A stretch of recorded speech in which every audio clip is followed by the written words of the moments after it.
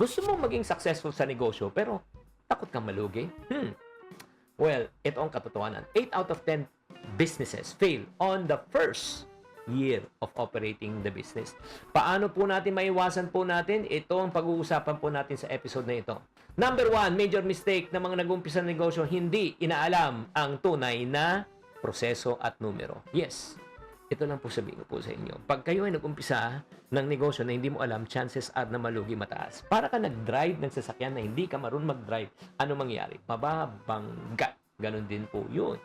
Kaya nga, alamin nyo muna kung paano magnegosyo. Alamin nyo kung paano ang numero. Magkano ang puhunan, magkano pwedeng kitain, magkano ang overhead cost. That's number 1. Number 2, bakit po nagkakamali yung negosyo? Mali po ang pagpepresyo.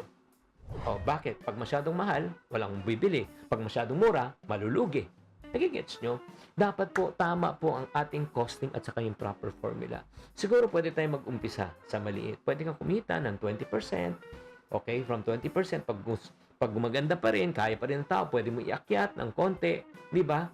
Alamin po natin ang tamang presyo. Paano natin malalaman, Chinky? Simple lang. Pumunta ka sa kabilang tindahan, malalaman mo na. Huwag pa na i-discount ha. Kailangan po maging wais po tayo sa pagpepresyo. Pangatlong pagkakamali, bakit nalulugi ang negosyo? Hindi inaalagaan ng customers. Ako, maniwala ka. 80% ng mga customers hindi bumabalik dahil sa masamang experience po. Kaya nga, alam mo, pag may mga customer na mga problema, may SOP na kami. Like for example, we deliver books. Ang SOP namin, pag na-late ang delivery, dapat may free book. Oo, no question asked po yan. Pag inalagaan po natin customers natin, tsak! Kahit na may problema, babalik pa rin yan. Mistake number 4, bakit nalulugi ang negosyo? Walang marketing or promotion. Bakit walang bumibili? Walang nakakaalam. Gamitin po natin ang social media. Facebook, Instagram, TikTok, YouTube, di ba? Lahat po. Gamitin natin mga platform na mga shopping app. Also, para tayo ay makabenta.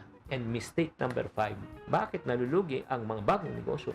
Kasi masyadong malaki ang overhead, yung gastos po.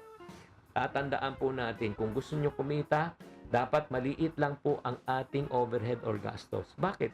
Especially mga Filipino, Chinese, alam po nito. Hindi balik, konti benta, konti gastos, konti kita. Oo. Laki benta, laki gastos, laki loge. Kaya magsimula po na maliit, di ba? Palakihin natin pa konti-konti, huwag gumastos pag hindi pa kailangan. At subukan natin ang mga magagandang business idea bago tayo mag-all in. Again, sana naman nakatulong tong episode na ito. Ulit-ulitin nyo na lang tong video na ito para mas manamnam nyo. Tatandaan, tamang karunungan, tamang disiplina po ang susi sa pagyaman.